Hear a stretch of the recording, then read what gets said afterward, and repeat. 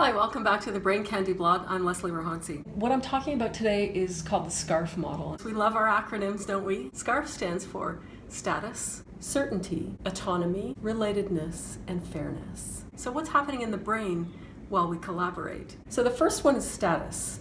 And if you feel like you have a lower status than somebody that you're collaborating with, that creates stress. And in fact, if you're dealing with long-term stress, research has shown that it can actually result in an earlier death.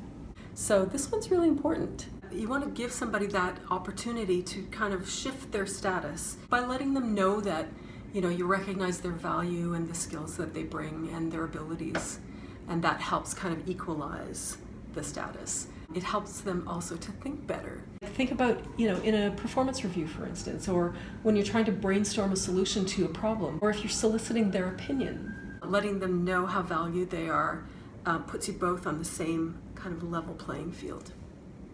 The next one is certainty.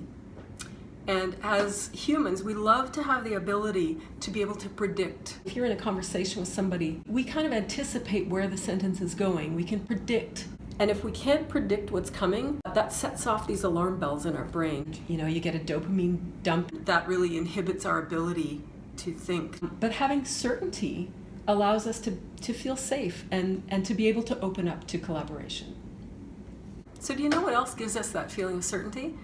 It's autonomy. There was a really interesting case study of hospital patients, and they gave them a little plunger to be able to self-administer their own morphine doses to control their pain after surgery. What they observed was that when people had more control, they used 1/3 of the amount of morphine to control their pain.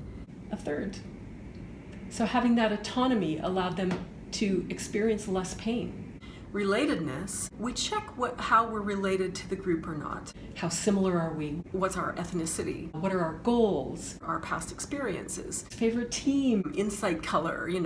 Anything that would put us in the same kind of tribe. And we're more likely to give people who we perceive as in our tribe our extra effort.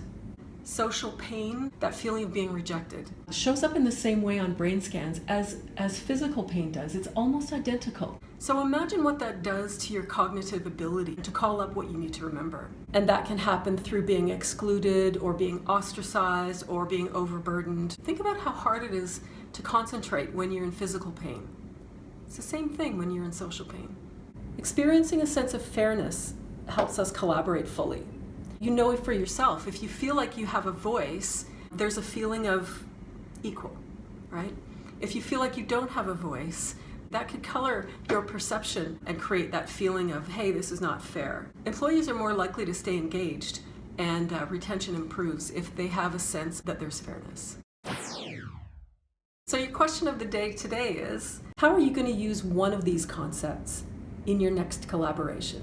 Will you use status, certainty, autonomy, relatedness, or fairness? Don't try to do them all, just pick one. And in your next collaboration with somebody, how are you going to use that to improve the way you both connect and collaborate? Thanks for watching. Have a great day.